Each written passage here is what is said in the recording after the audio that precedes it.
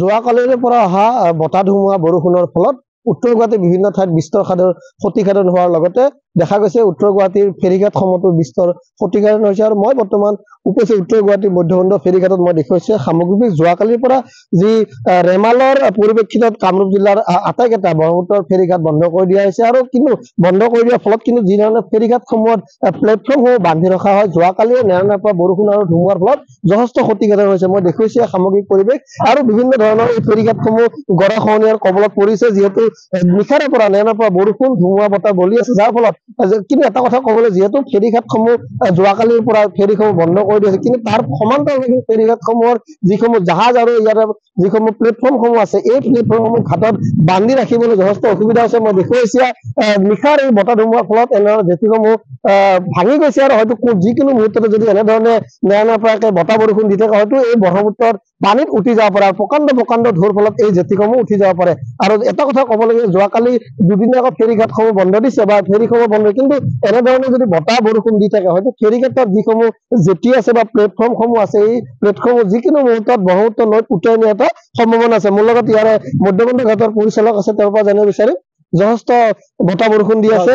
ৰাতিপুৱা কালিৰ পৰা যিটো পৰিস্থিতি হৈছে, ৰাতিপুৱা বেছি হৈছে, ৰাতিৰ পৰা যিটো পৰিস্থিতি হৈছে, ভয়াৱহ পৰিস্থিতি, এই পৰিস্থিতিটো মানে মই ধৰি লওক মই 35 বছৰ চাকৰি হৈছে, মই এনেকুৱা দেখা নাই।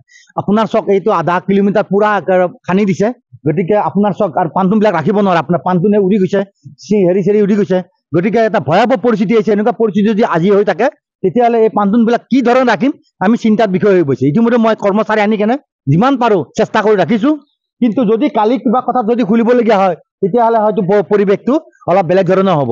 আৰু এনেধৰণৰ দি থাকে যদি কাইলৈ খোলাৰ সম্ভাৱনা আছে, এনেকৈ দি থাকিলেতো আমাৰ এইটো ঘাটেই নহয়, চব ঘাটেইটো অনিষ্ট হ'ব। গতিকে এইটো ক্ষেত্ৰত অলপ কৃতপক্ষই অলপ ভাবি চাব। গতিকে কালি দিনটোত এনেকুৱা ঢৌ দেখিছিল না? মই তাকে কৈছো, মই 35 বছৰ চাকৰি কৰিছো, বতাহ ধুমুহা আহে এইটো নকওঁ মই, কিন্তু ৰাতি যিটো পৰিস্থিতি আপোনাৰ একেবাৰে আপোনাৰ এই পান্তোনৰ ওপৰত কি পানী আহি ইটো চাইডত পৰি গৈছে, এনেকুৱা হৈছে ঢৌ আপোনাৰ সিটো চাইডে পান্তোনত সাগৰৰ দৰে সিটো ফালে পানী উঠি এইফালে আহি কিনে বৈ গুচি যায়, এনেকুৱা ভয়াৱহ। আৰু পান্তোনত থাকিব নোৱাৰে আপুনি, পান্তোনত থাকিলে আপোনাৰ কি হৈছে একদম মানে মাথাটো ঘূৰাই যাব, বমি ভাৱ হৈ যাব, এনেকুৱা এটা উদুল পৰি সৃষ্টি হৈছে।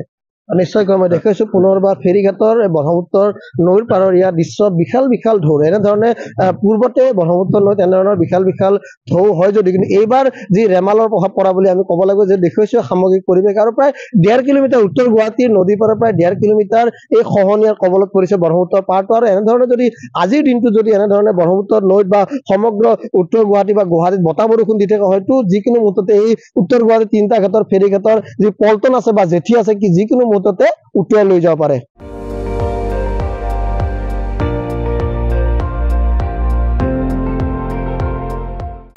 আপুনি চাই আছে ND24, সৰ্বশ্ৰেষ্ঠ নহয় সৰ্বোত্তমৰ দৌৰ।